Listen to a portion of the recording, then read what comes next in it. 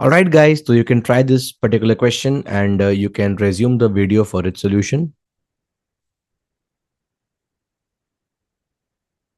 All right, so the question tells us A can complete a job in 10 days, B can complete it in 8 days, and A, B, and K together complete the job in 4 days.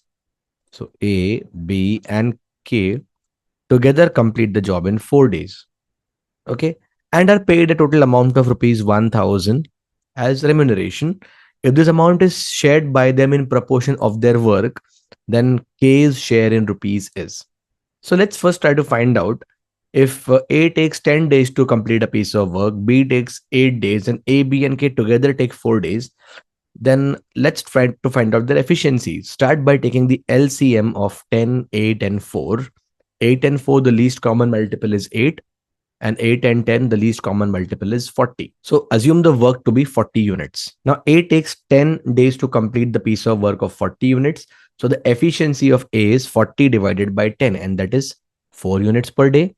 Similarly, the efficiency of B will be 40 upon 8, that is 5 units per day.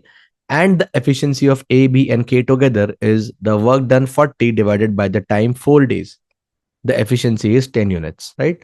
So now A does 4 units daily, B does 5, and A, B, and K together complete 10 units. So the efficiency of K alone would be 10 minus 4 plus 5. K is 1 unit of work every day. So the proportion in which they share the particular amount is the proportion of their efficiencies, because they are all working together.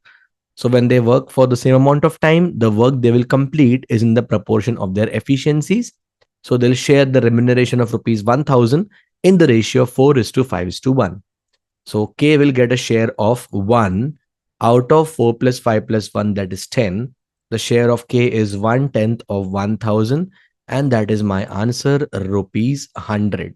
That very clearly matches with the A option, and that is the answer to the question, option A.